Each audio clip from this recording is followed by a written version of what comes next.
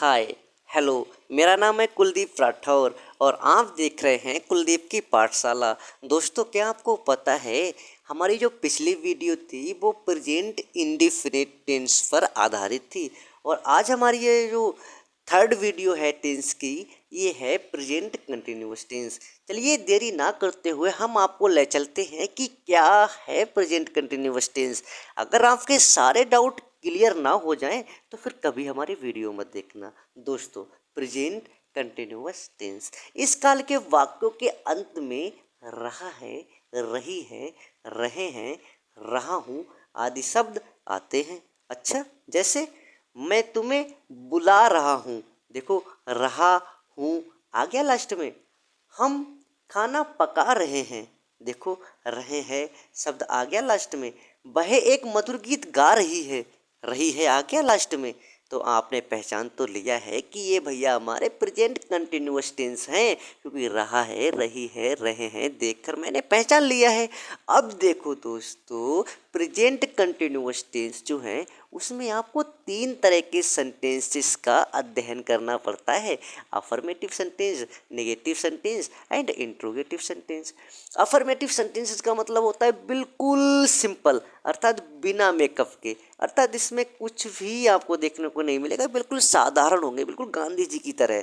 तो देखो, जो हमारा अफर्मेटिव सेंटेंसेस होते हैं उसका फॉर्मूला होता है subject plus is are am, अर्थात हेल्पिंग वर्ब प्लस वर्ब की फर्स्ट फॉर्म में आपको जोड़नी है ING form plus object plus other word. अच्छा, आओ हम सेंटेंसेस की प्रैक्टिस करते हैं, तभी हमें पता लगेगा कि भाई कैसे बनते हैं सेंटेंस। तो देखो, मैं तुम्हें बुला रहा हूँ, मैं तुम्हें बुला रहा हूँ, यानी आई एम कॉलिंग यू। एक बात कहें आपसे, अब आप सोच रहे होंगे सर जी हमें तो यही नहीं पता सब्जेक्ट कहाँ पे होता है, ऑब्जेक्ट कहाँ पे होता है, अदर वर्ड कहाँ पे होता है ना। अभी आपको बताते हैं, बस 30 सेकंड रुकना। हम खाना पका रहे हैं, तो हम यानी वी, तो वी यानी बिल्कुल शुरू में है, ठीक है। तो ये हमारा सब्जेक्ट हो गया, आप ऐसे याद रखो। देखो, शुरू में जो दिया होता है वो हमारा सब्जेक्ट होता है। अच्छा, अब सेकंड पे है हमारा हेल्पिंग वर्ब। हेल्पिंग वर्ब बोले तो इज आर एम। तो ये बिल्कुल हम सेंटेंस को पहचान के पता लगा लेते हैं कि इसमें क्या हेल्पिंग वर्ब लगेगी।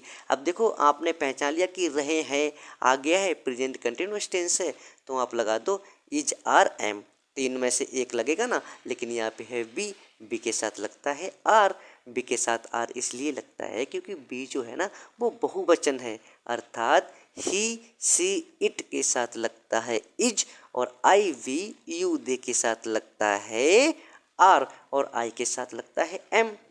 तो समझ में आया। तो देखो, सब्जेक्ट आपको बिल्कुल शुरू में मिल जाएगा और हेल्पिंग वर्ब आपको सेंटेंस देख के पता करनी है। नंबर 3 पे आता है बर्फ की फॉर्म, यानी बर्फ की फॉर्म हम निकालते हैं बिल्कुल लास्ट से, यानी पका रहे हैं। अब पकाना की होती है कुक, लेकिन इसमें आईएनजी फॉर्म जोड़ते हैं, तो कुक में आईएनजी फॉर्म जोड़ दो।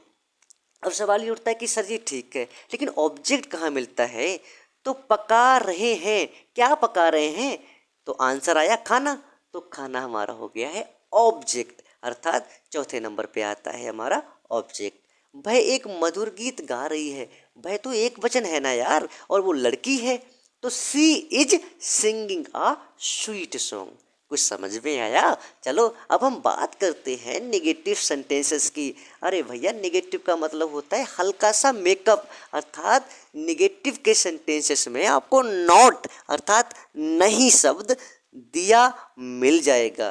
तो देखो, इसका फॉर्मूला वही होता है जो अभी आपने अफर्मेटिव सेंटेंस का पढ़ा था, बस भैया इज आर एम के बाद नॉट चिपका दीजिए। मतलब, अरे भैया, subject plus is are am plus not plus verb की फर्स्ट फॉर्म में जोड़नी है ING form plus object plus other word. अच्छा, समझ में आया? चलो फिर सेंटेंसेस की प्रैक्टिस करते हैं। मैं पत्र नहीं लिख रहा हूँ, मैं यानी सब्जेक्ट है, शुरू में है। मैं की स्पेलिंग होती है आई। अच्छा, और नंबर 2 पे आती है, आपको पता है, हेल्पिंग वर्ब। तो हेल्पिंग वर्ब हमारे पास है 3, इज आर एम, तो आई के साथ भैया एम का इस्तेमाल होता है, आई एम, अब मैंने अभी आपको बताया कि हेल्पिंग वर्ब के बाद नॉट चिपका दो, तो आई एम नॉट। अच्छा, और मैंने आपसे कहा था जो वर्ब की फर्स्ट फॉर्म होती है वो बिल्कुल लास्ट से निकलता हूँ, लिख रहा है, यानी राइट। राइट में आईएनजी जोड़ दो, राइटिंग।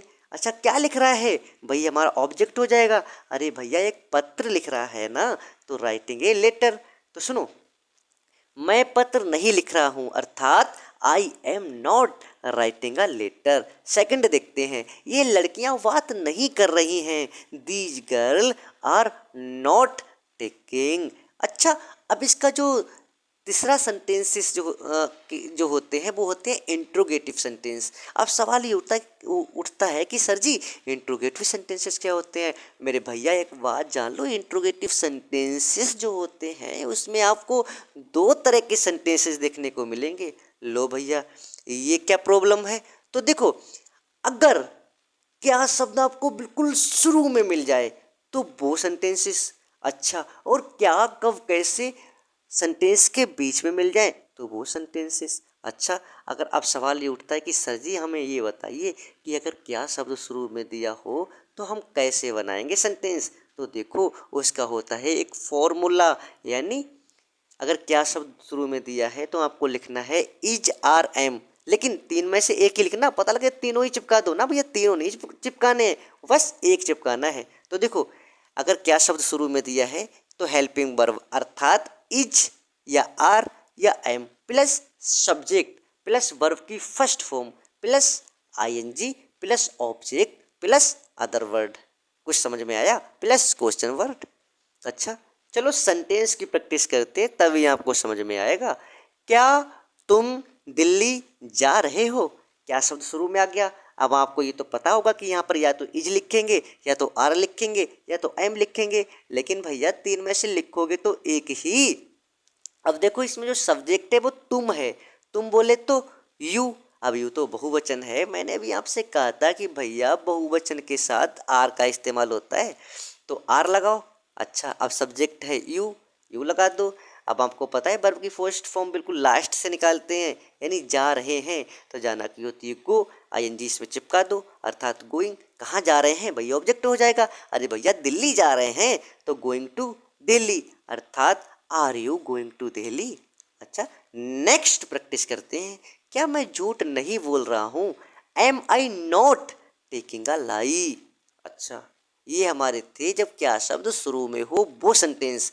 अब हम बात करते हैं कि क्या, कब, कैसे, क्यों, दुनिया भर के जो क्वेश्चन वर्ड वाले शब्द होते हैं अगर वो बीच में आ जाएं तो हम सेंटेंस को कैसे बनाएंगे। तो देखो, तुम मुझे क्या दे रही हो? क्या शब्द भाई साहब बीच में चिपका हुआ दिख रहा है आपको? तो क्या शब्द की इंग्लिश बिल्कुल शुरू में लानी है, अर्थात इसका फार्मूला होता है question word plus is are am plus subject plus verb की first form plus ING plus object plus other word plus question word. तुम मुझे क्या दे रही हो? तुम मुझे क्या दे रही हो, क्या शब्द बीच में आ गया तो क्या की मीनिंग होती है व्हाट, तो बिल्कुल शुरू में लिखना है आपको व्हाट। अब भाई साहब क्वेश्चन वर्ड के बाद आता है इज आर एम, तो यहाँ पे क्या लगाओगे? इज लगाओगे, आर लगाओगे, एम लगाओगे? अरे लगाओगे तो एक ही यार। तो देखो, तुम मुझे क्या दे रही हो, तुम तो बहुवचन है ना, तो भाट के बाद लगाओ आर।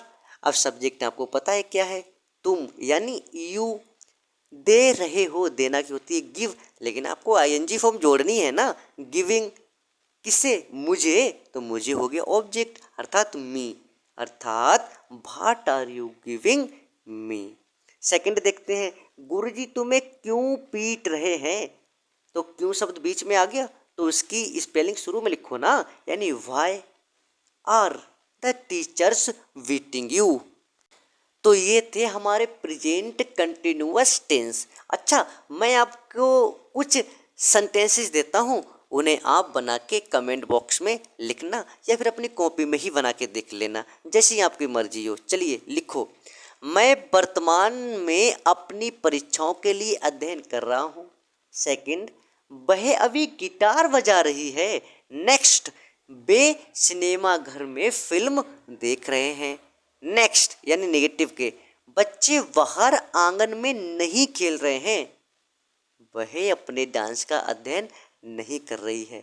नेक्स्ट यानी इंट्रोगेटिव, क्या तुम कार में संगीत सुन रहे हो? क्या वे सब्जियां नहीं खरीद रहे हैं? नेक्स्ट, तुम कॉलेज कब से जा रहे हो? तो हाँ भाई, आशा करता हूँ कि आपको ये वीडियो देख के एक प्रेजेंट कंटिन्यूअस टेंस बनाने आ गए होंगे। अगर आपको मेरी ये वीडियो अच्छी लगी है तो प्लीज़ लाइक करें, सब्सक्राइब करें और अपने दोस्तों के साथ शेयर करना ना भूलें।